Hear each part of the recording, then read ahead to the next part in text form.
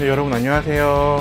이번 시간에는 대한민국 임시정부의 수립과 활동이라는 주제를 가지고 한번 공부해 보도록 하겠습니다.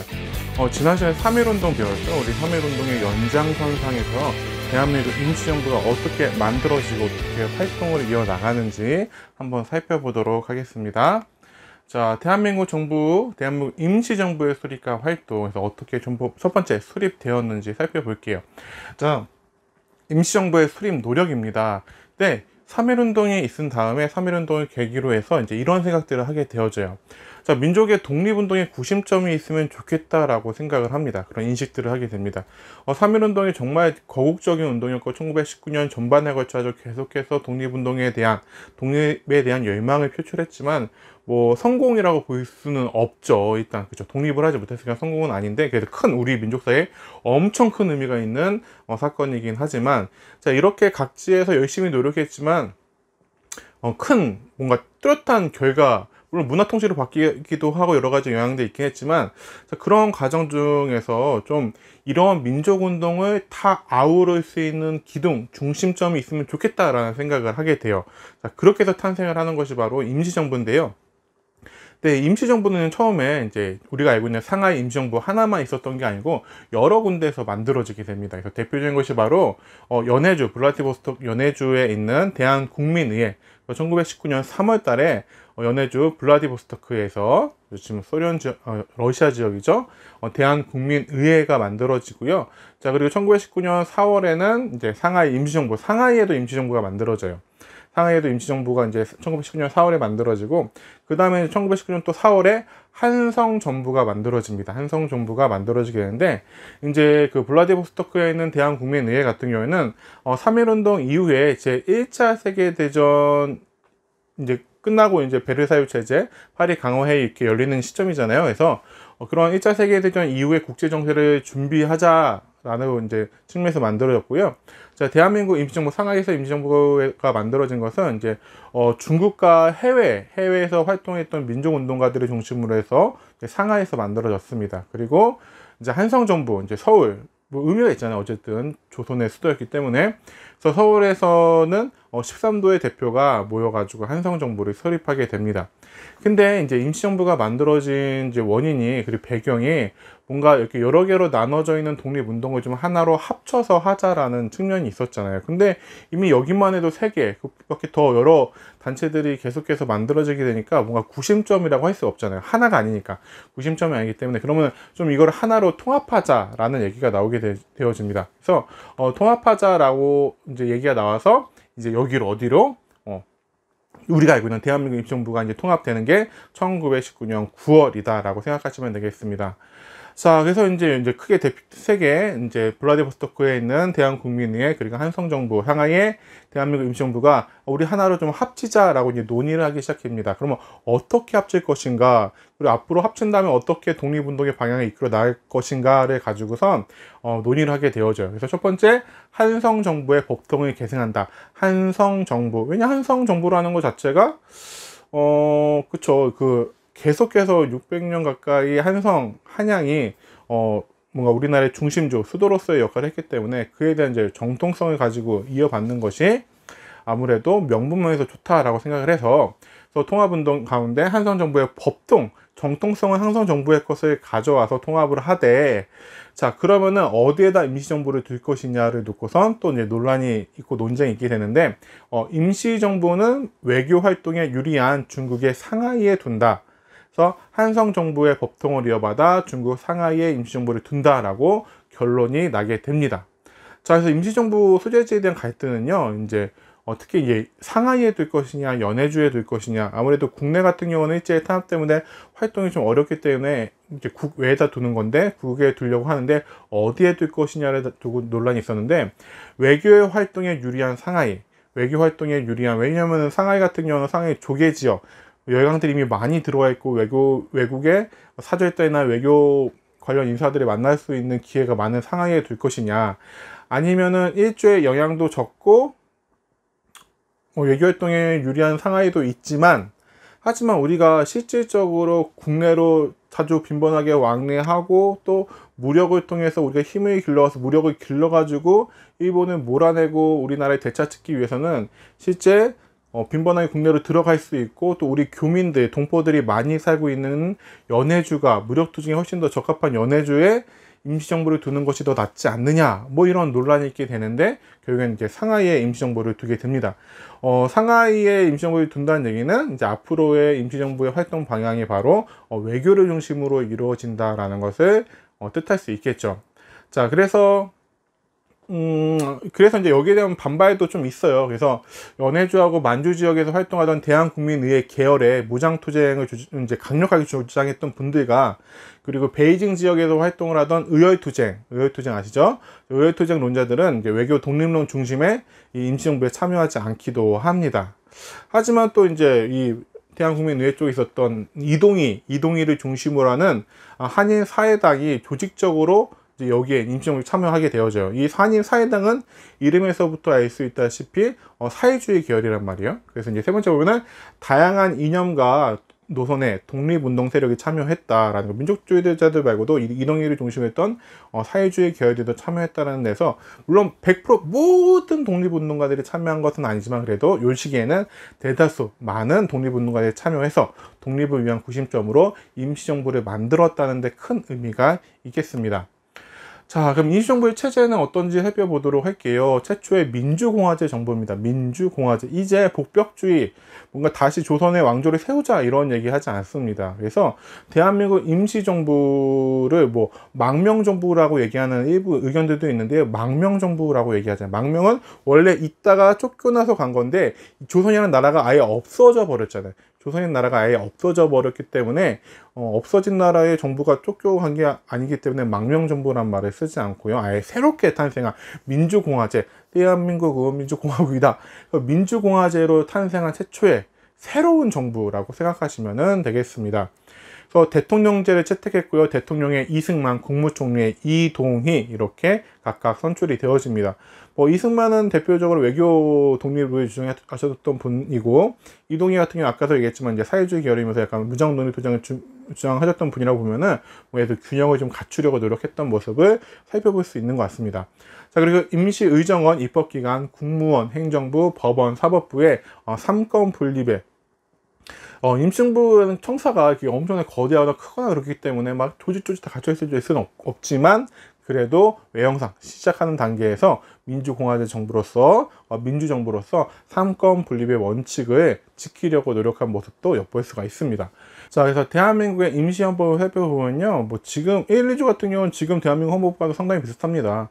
제1조 대한민국은 대한인민으로 조직한다. 제2조 대한민국의 주권은 대한인민 전체에 있다. 제3조 대한민국의 강토는 대한민국의 영토는 구한국, 대한제국의 판도로 한다. 자, 제4조 대한민국의 인민은 일체 평등하다. 신분제 사회가 아닌 거죠.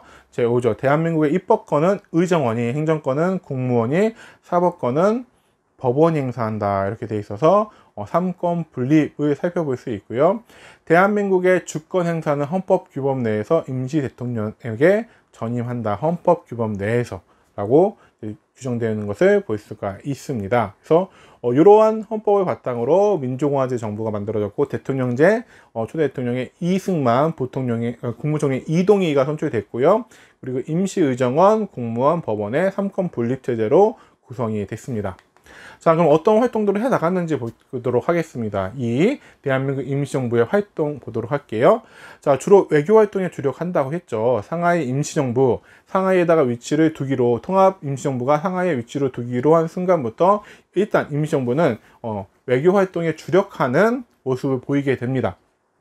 그래서 김규식을 중심으로 해서 신한청년단과 관련이 있었죠. 신한청년단 당했던 김규식을 중심으로 파리위원부, 이승만 이제 같은 경우는 거의 미국에서 주로 활동을 하셨기 때문에 이승만 중심으로 구미위원부 활동을 하게 되죠. 그리고 워싱턴 회의는요, 이제 그 베르사유 파리 강화 회의 이후에 또 미국에서 또 이제 열린 국제 회의가 되겠거든요. 그 워싱턴 회의에 독립 요구서를 제출하죠. 그래서 주로 외교 활동에 주력을 하게 되고요. 하지만 큰 성과를 거두지는 못해요. 왜냐면 일제가 계속해서 방해하기도 하고, 우리가 외교를 통해서 우리나라의 독립을 지원해주고, 우리나라의 독립을 인정해주고 지원해줄 수 있을 만한 힘이 있는 나라들도 결국에는 당시에 일본과 더불은 세계의 제국주의자들이잖아요. 뭔가 1차 세계대전이 끝났긴 했지만 뭐 패전한 제국주의자들은 물론하지만 승전한 뭐 영국이라든지 프랑스나 미국이나 이런 나라들도 아직까지 세계 곳곳에 식민지를 거느리고 있고, 자신들의 식민지는 해방시켜주지 않는 상황이기 때문에 결국에는 그들도 본질적으로는 일본과 크게 다를 바가 없는 상황이라고 볼 수 있을 것 같아요. 다만 그냥 1차 세계대전에서 이겼을 뿐인 거죠. 그러니까 좀 이게 역사라는 것이 그렇죠. 승자의 기록이다 보니까 이 당시에 물론 뭐 1차 세계대전 일으켰던 뭐 독일이나 뭐 이런 나라를 잘했다는 건 절대 아니지만, 그 당시에 미국이나 영국이나 이런 나라들의 행태도 또한 지금에 있어서는 많은 나라들의 사죄를 해야 할 만한 행동들을 많이 했지만, 1차 세계대전에서도 2차 세계대전에서도 그들은 승전국이기 때문에 그냥 유야무야 넘어간 것들도 실은 많이 있죠. 지금에 있어서 뭐 평화와 인권이라는 측면에서 본다라고 하면은 그들도 다 똑같은 범주의 많은 죄들을 저질렀습니다. 그래서 일제의 방해와 세계 열강들의 외면, 그렇죠. 열강들도 다 같은 일본 같은 짓들을 하고 있었으니까요. 큰 성과를 거두지 못하고요. 또 한편으로는 임시정부가 처음에 이렇게 외교 활동에 치중하기도 하지만 이제 무장독립투쟁을 아예 준비 안 한 건 아니에요. 그래서 만주 지역의 독립군 세력들을 대한민국 임시정부 산하에 두기도 합니다. 그래서 만주에 있는 독립군 부대들과 연결되기도 해요. 요건 뒤에서 또 살펴보도록 하겠습니다. 자, 그리고 이제 정부잖아요. 정부다 보니까 이제 국내외 여러 가지 조직들을 만들게 되는데요.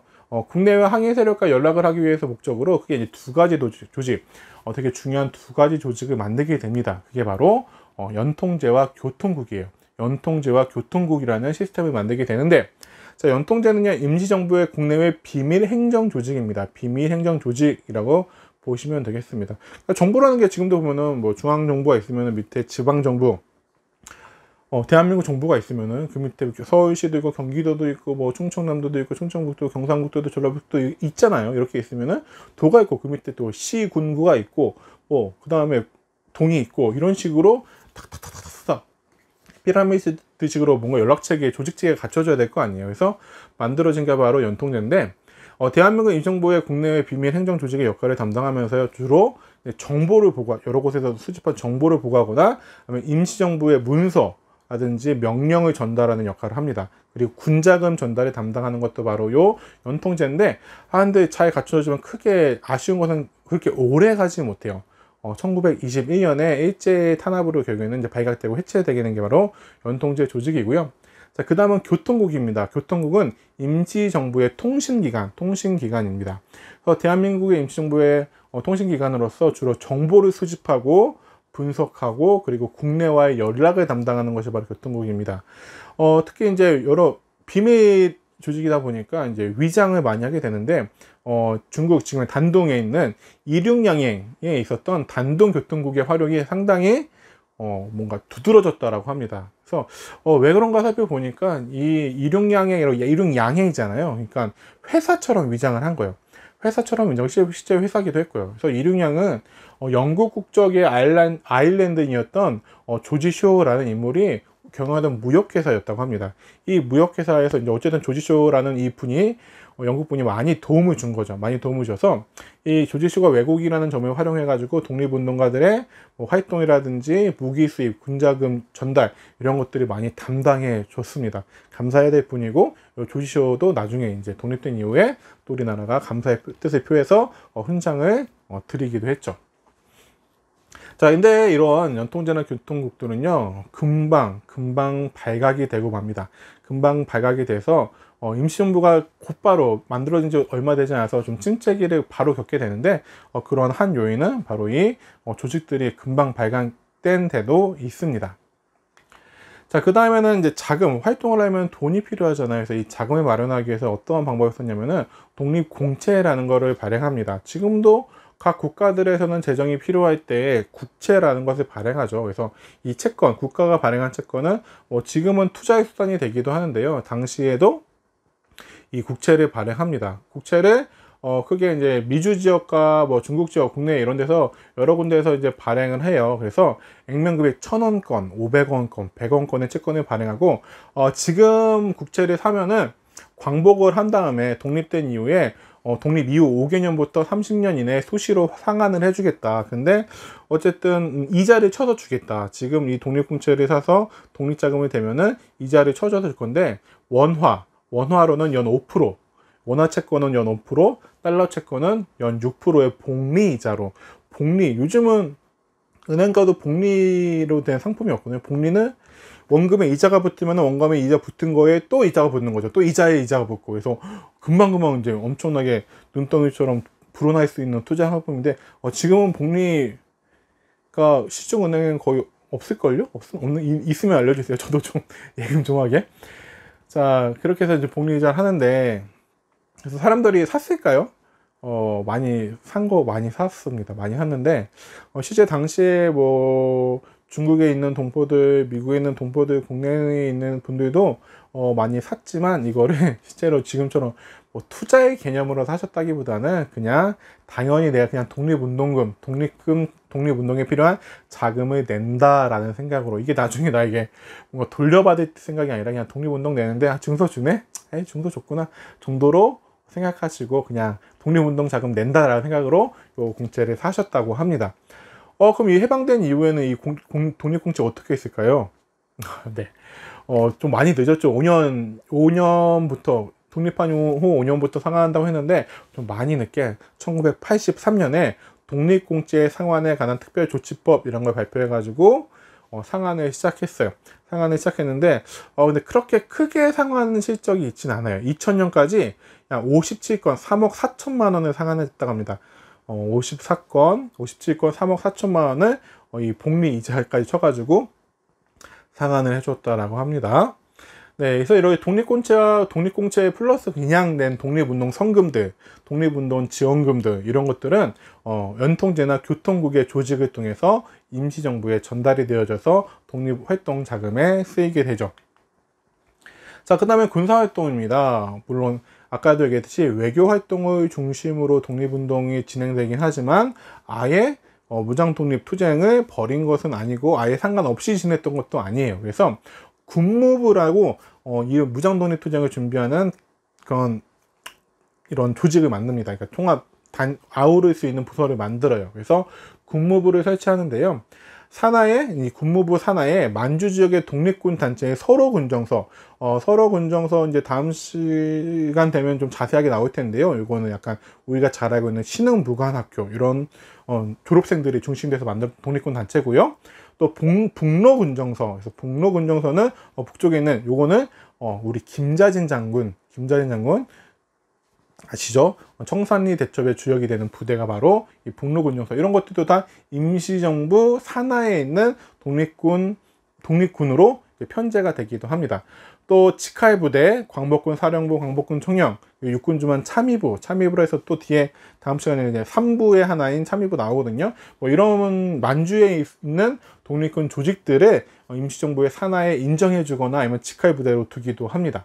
그리고 이제 국무원 산하에 이제 군무부가 있는 거죠. 국무원 산하에 군무부, 요즘으로 치면 뭐 국방부라고 생각하면 되거든요. 임시정부의 국방부를 설치한 다음에 또 뭔가 이 간부를 양성하기 위해서 임시육군 무관학교를 설치해서 독립군 장교를 양성하는 그러한 활동들도 이어가게 돼요.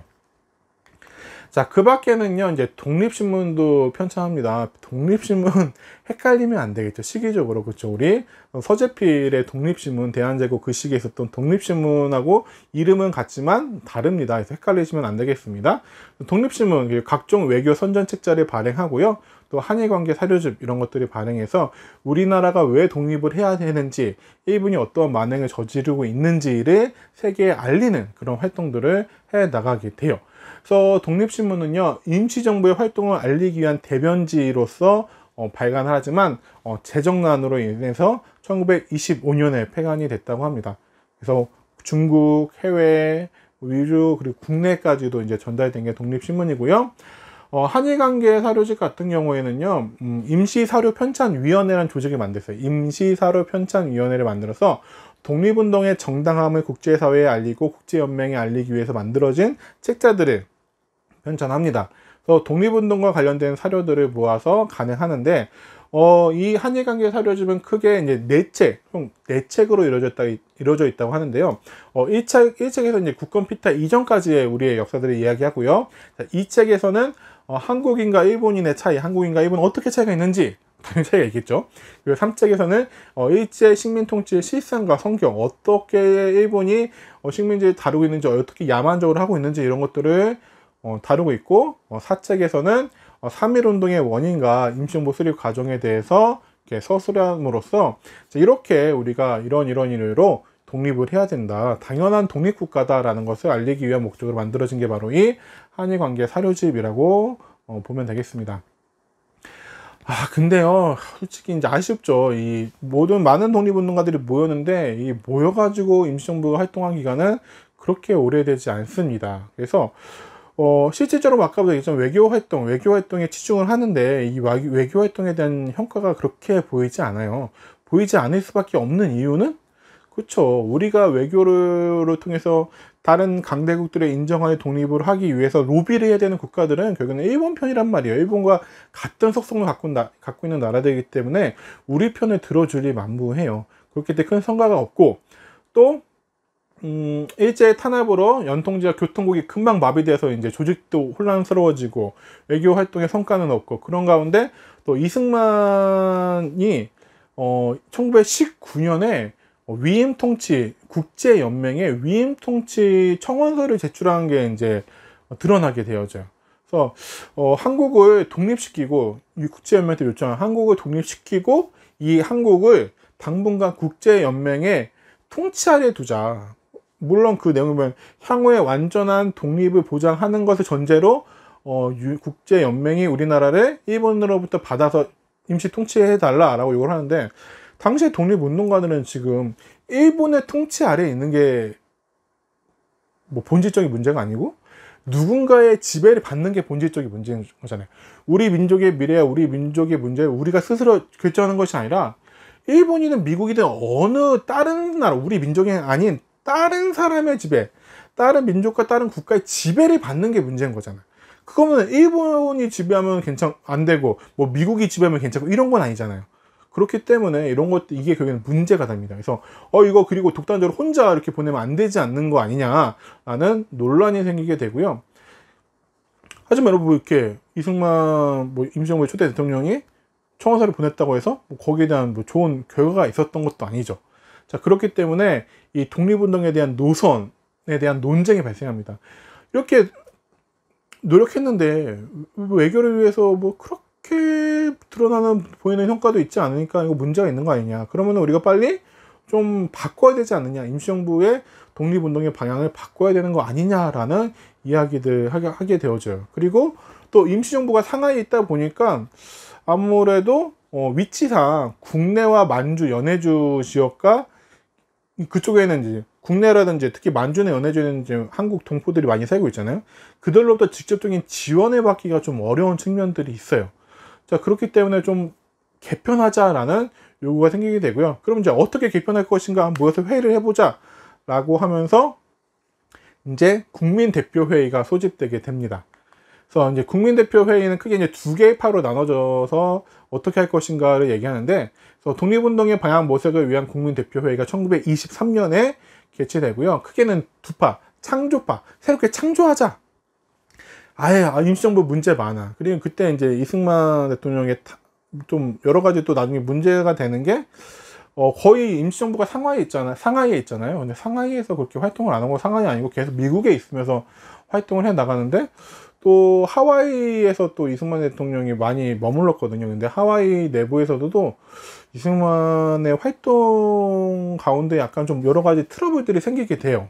그래서 그런 여러 가지 복합적인 것들이 작용을 해서 임시정부가 좀 문제가 많으니까 아예 무너뜨려 버리고 새롭게 만들자라는 창조파, 그리고 개조파, 또 하나는 개조파인데, 개조파는 아니 임시정부가 문제냐, 여태까지 좀 부족했던 것들, 잘못된 것들이 문제지. 그러면은 부족한 것들은 채우고 잘못된 것들을 좀 고쳐 나가면서 임시정부를 유지해 나가는 것이 괜찮지 않겠느냐. 그러니까 창조파는 아예 새롭게 만들자, 개조파는 리모델링 하자, 좀 잘못된 것들만 고쳐 나가자 라고 이제 대립을 하게 됩니다. 그래서 좀 뭐 어떤 이야기를 하셨는지 보면은 이제 무장투쟁론, 뭐 외교독립론, 실력양성론 이렇게 있게 되는데, 외교독립론 이런 것들, 실력양성론 이렇게 있게 돼요. 볼게요. 자, 무장투쟁론, 이동희 선생이 무장투쟁만이 독립을 쟁취하기 위한 최선의 방법이다. 평화적인 방법으로는 독립을 이룰 수 없다. 만주와 연해주를 중심으로 무장투쟁을 적극적으로 전개해 나가야 된다. 그래서 무장투쟁을 주장하다 보면은 임시정부 어디 있어야 될까요? 그죠? 만주나 연해주 쪽으로 가야겠죠. 연해주 쪽으로. 또 외교 독립을 정했던 이승만, 소수의 독립군으로 강대한 일본군을 물리치는 것은 역부족이다. 독립을 위해서는 일본과의 군사적 대결보다는 외교 활동을 통해 일본의 압력을 가할 수 있는 강대국의 도움을 호소해야 한다. 뭐 설득력이 있긴 하지만 당시에 강대국들이 일본 편이라는 게 문제겠죠. 실력 양성론, 우리의 힘으로 당장 독립을 이루는 것은 어렵다. 지금 단계에서 할 일은 앞으로 있을 독립전쟁을 준비하는 일이다. 이를 위해 교육이나 경제 면에서 먼저 실력을 양성하는 것이 필요하다. 일단은 뭘 해야 된다? 무엇이든 하려면은 뭔가 우리가 준비되어져 있어야 된다. 교육적으로도 끼어 있어야 되고, 경제 규모도 뭔가 자금도 있어야 되잖아요. 그래서 실력을 먼저 키우자라는 얘기를 합니다. 이렇게 세 분들이 대표적으로 각각 주장을 하시는데, 계속 이제 크게는 두 파라고 했죠. 창조파와 개조파. 그래서 창조파의 대표적인 인물들은 이제 뭐 우리가 많이 알고 있는 신채호나 이런 분들은 아예 바꿔버리자라는 얘기를 하시고, 개조파에 있는 대표적인 분들이 대표님 바로 여기 나온 안창호 선생님 같은 경우는 좀 바꾸자라고 얘기합니다. 근데 현상 유지파, 뭐 그대로 유지해 나가자라는 분들도 계세요. 그게 대표적인 게 김구 선생님. 그러다 보니까 김구 선생님은 국민대표회의가 결렬된 이후에도 끝까지 임시정부를 지키시는 분이기도 하죠. 자, 이렇게 해서 뭔가 치열하게 이야기에, 이게 국민대표가 하루 동안 열린 게 아니에요. 오랜 기간 동안 열립니다. 그래서 뭐 얘기를 하는데 결론이 나지 않아요. 결론이 나지 않고 끝나자 결국에는 이에 실망한 많은 민족운동가들이 임시정부에서 이탈하게 됩니다. 임시정부 뭐야, 이상하다, 배불러 없네, 안 되겠다, 임시정부 더 이상 배불러 없어 라고 하면서 임시정부에서 이탈해서 각자의 활동을 해 나가기 시작합니다. 각자 활동을 해 나가기 시작합니다. 그렇기 때문에 이제 임시정부의 세력은 많이 약화되어지죠. 모든 독립운동 단체를 아울러 가지고 이 모든 독립운동 단체를 독립운동의 활동 방향을 정하고 지시하고 이런 것들을 하려고 했던, 구심점의 역할을 하려고 했던 임시정부가 이제는 그냥 수많은 독립운동 단체 중에 하나로 전락하게 되죠. 뭐 그런 가운데도 뭔가 새로운 변화를 일으키고 새로운 조직을 재점검하기 위한 그런 노력들도 합니다. 이승만이 결국에는 탄핵을 당하고요. 제2대 대통령의 박은식 아시죠? 민족사학자이신 박은식 선생님께서 선출이 되는데요. 박은식 선생님은 이제 국무령 체제로 이제 바꿔버립니다. 국무령 체제로 바꿔가지고 국무령 중심의 내각 책임제로 헌법을 좀 개정하고요. 그 다음에 이제 1926년에 국무령에 취임한 김구 선생님이 헌법을 고쳐서 이제 국무위원 중심의 집단 지도 체제를 전환해요. 그러니까 한 명한테, 이승만 같은 경우에 이제 한 명한테 이 권한이 너무 집중되다 보니까 오히려 문제가 있었던 측면도 있다. 그렇기 때문에 집단으로 지도를 하자 해서 국무위원이 주석을 차례대로 번갈아가면서 맡는 집단 지도 체제로 변화해 나갑니다. 하지만 계속해서 임시정부는 쇠퇴기를 겪다가 마지막에 다시 살아난 게 바로 1930년대 들어서 이봉창 의사와 윤봉길 의사 이거 이후에 임시정부가 다시 좀 활동이 활발해지기 시작하죠. 자, 이렇게 해서 이제 임시정부, 대한민국 임시정부가 어떻게 탄생하였고, 어떤 활동들을 했고, 하지만 어떤 갈등을 겪으면서 저희는 세력이 위축되어졌는지를 살펴보았습니다. 그래도 대한민국 임시정부는 지금 우리나라의 정통성을 찾을 수 있는 최초의 민중화제 정부라고 할 수 있겠습니다. 한때 1945년 8월 15일, 1948년 8월 15일 광복절이냐 건국절이냐의 논란들이 있었죠. 정부 수립이냐 건국이냐. 하지만 우리는 1945년 8월 건국절이라고 부르지 않습니다. 왜? 독립한 그 순간이, 정부를 수립한 48년 그 순간이 대한민국의 탄생이 아니라 이미 1919년 대한민국 임시정부의 수립으로 이 대한민국은 시작되어졌다라고 보기 때문에 우리의 시작점은 바로 대한민국 임시정부라는 측면에서 상당히 중요한 투직이라고 할 수가 있겠습니다. 자, 이번 시간은 여기까지 하도록 하겠습니다.